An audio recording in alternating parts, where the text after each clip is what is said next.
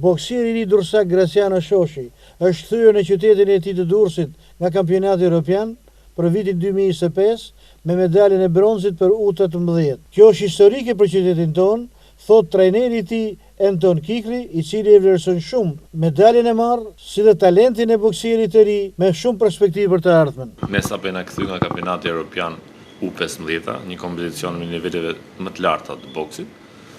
Për herë të parë historike dhe për Durrësin, Graciano Shoshi kthehet me medalje bronzi nga ky kompeticion kaq i rëndësishëm. Dhe është krenari e jashtëzakonshme për Akademinë Teuta dhe për vetë profesorin dhe Gracio Shoshin. Për Graciano Shoshin emocionet më të mëdha kanë qenë ato kur hypi në podium dhe dëgjoi himnin kombëtar të Shqipërisë. Ishte një emocion shumë i madh, pasi ishte hera e parë në historinë e boksit shqiptar që për moshat U15 të ishte një medalist evropian.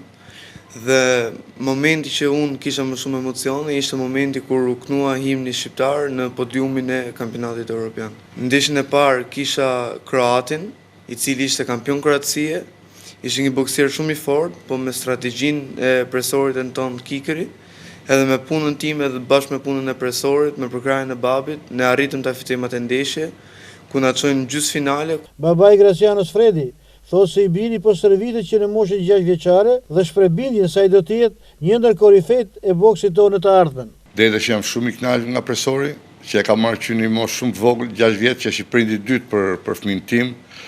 Ka jetë shumë mirë, jam shumë i kënaqur krahasim presorin dhe fëmia gjithmonë ka marrë objektive që ka arritur deri në këtë moment. Arritjet e aqshme të birit, Fredi i quhen të padiskutueshme.